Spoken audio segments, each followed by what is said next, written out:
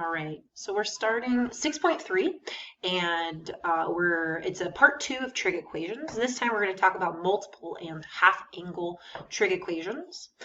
So the first thing we want to do is we want to find all of our solutions for our bx plus c. So we're going to have some sort of trig, and then we'll have our bx plus c, and then it's going to equal some number of some sort.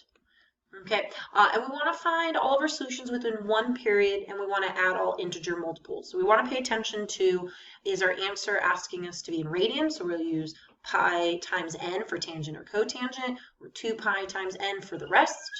Or is it in degrees, right? 180 or 360. Remember, most of our equations that we're solving for will be in our radians.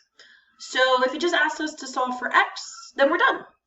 If it asks us to find all of our solutions, so this is key in our interval, again, 0 to 360 or 0 to 2 pi, then what we need to do is we need to generate all of our solutions in the given interval by letting our n equal 0, 1, 2, 3, and so forth. All right, so let's take a look at our first problem. So example number 1, we want to solve this problem. Cosine of 2x is equal to negative 1/2, and we want to solve for exact solutions over the interval 0 to 2 pi. Okay, so this is how I would go about and solve this problem. First thing I'm going to do is I'm going to write a quick little let statement. I'm going to let theta equal 2x. And if I can do that, then all of a sudden, I have made this cosine of theta is equal to negative 1/2. Okay, so what are my two thetas that would make this true? Well, we're talking about it negative, so I know I'm dealing with quadrant 2 and 3. So my two answers would be 2 pi over 3 and 4 pi over 3. Again, I'm getting these from our unit circle. So what I want to do is I want to come up with an equation. And so I'm going to come up with two equations. And so my first equation will say theta is equal to 2 pi over 3. And then I'm going to add my multiple. So I would say 2 pi times n. Okay. And then I'm going to come up with my second equation. So my second equation is going to be theta is equal to 4 pi over 3 plus 2n. Now, we're not solving for theta on this problem. What we were solving for was x. So now what we're going to do is we're going to replace this with a 2x. So 2x is equal to 2 pi over 3 plus 2 pi n. And then this one is 2x is equal to 4 pi over 3 plus 2 pi n. Again, we're going to solve for it. So I'm going to go ahead and I'm going, instead of dividing it, I'm going to multiply everything by the 1/2. And I'll do the same thing on my second equation. So this will give me x is equal to, and then 1/2, so this will just become pi over 3, and then the 2 and the 2 will cancel out, leaving you with just pi n. Over here, this would be x is equal to, and the 4 and the 2 will cancel away, leaving you with 2 pi over 3, and again the 2's will cancel out, leaving you with pi n. Now, if we go back to the very first thing I mentioned, I said if it just asked us to find all of our solutions, we'd be done. Okay, so we would be done at this point. But it didn't ask us for all the solutions. We want to know everything between 0 and 2 pi. So, step number 3, right, what we're going to do is we're going to generate all of our solutions. So when n is equal to 0, 1, 2, and we're going to keep going until we're outside of our, what's the word I'm looking for? Domain. So the first thing I'm going to do is I'm going to change my domain so that way it has a denominator of 3. So this will become 6 pi over 3. So I know if I've gotten to 6 pi, I know I've gotten too far. All right, so let's take our first equation. So I'm going to say when n is equal to 0. So if I plug in when n is equal to 0, so this will be x is equal to pi over 3 plus pi times 0, which basically goes away. X is equal to pi over 3. That is inside my domain, so we're good. And I'll do the same thing over here, plug it in. And so again, I'm going to get x is equal to 2 pi over 3 plus pi times 0, which again goes away. X is equal to 2 pi over 3. So again, it's in my domain, so I'm good. So let's try some more. So let's plug it in when n is equal to 1. So I'm going to say x is equal to pi over 3 plus pi times 1. Now again, I got to change this to 3 over 3. So 3 pi over 3, and again, I'm multiplying out by 1, so 3 plus 1, that is going to give me 4 pi over 3, and so that way I don't have to just keep scrolling up. I know that that is my domain, and so again, it works. N is equal to 1. Let's check it out over here. X is equal to 2 pi over 3 plus, and I'm just going to change it now to 3 over 3. Plug it into 1. So again, 1 times 3 is just 3, so 3 plus 2 gives me 5 pi over 3. So again, these two work out. So let's try one more. Let's try n is equal to 2. Now notice that 5 pi over 3 is pretty darn close to 6 pi over 3. So chances are 2 is not going to work out. So x is equal to pi over 3 plus, and then this will be 3 pi over 3 times 2. And we already know that if I multiply 3 pi over 3 by 2, this will give me my 6 pi over 3, which ultimately is 7 pi over 3, and that's outside my domain. And again, if we tried it over here, 2 pi over 3, and again, 3 pi over 3 times 2, 2 pi over 3 plus 6 pi over 3, going to give me 8 pi over 3. So again, that one doesn't work out. So if we go back to our original problem, we wanted to solve for x. We have found 4 answers, this guy, and this guy. So our answer, we get to say x is equal to in all of our solutions. And I'm going to go in order: pi over 3, 2 pi over 3, 4 pi over 3, and then 5 pi over 3. Now, you might have looked at this problem and you might have said, well, isn't this a double angle? Can't we plug something in for that?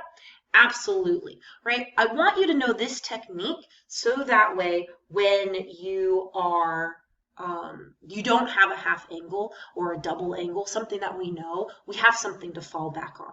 So let's try this problem one more time, and we'll do it in a different way. So again, cosine of 2x is equal to -1/2. So this relies on you knowing that the double angle of cosine is a couple things. I'm going to use cosine. I'm going to keep it with the cosine. So 2 cosine squared of x minus 1. So I'm going to go ahead and replace that.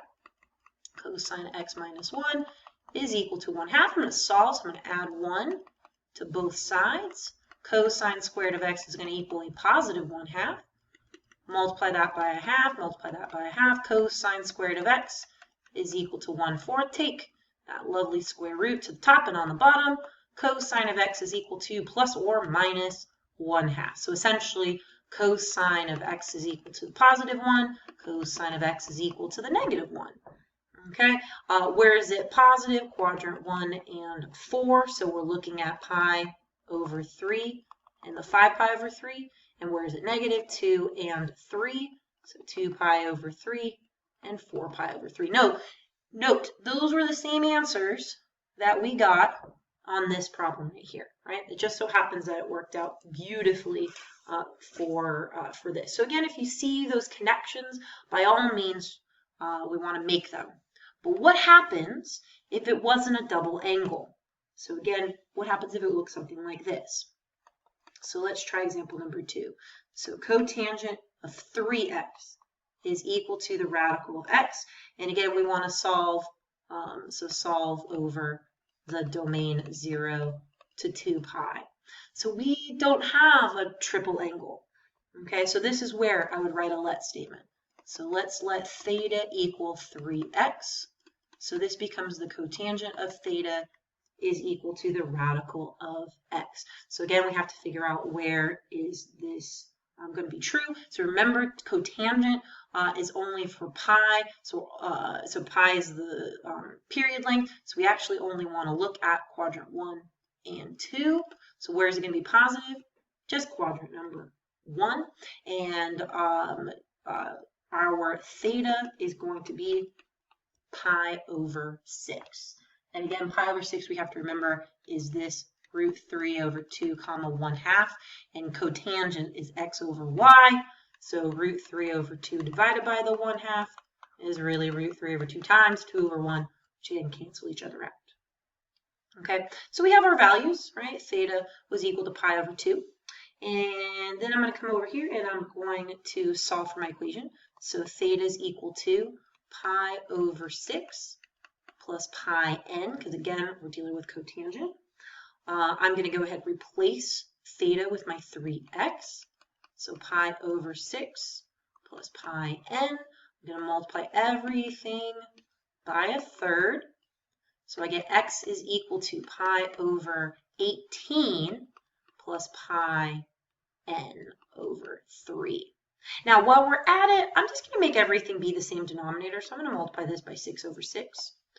So x is equal to pi over 18 plus 6 pi n over 18.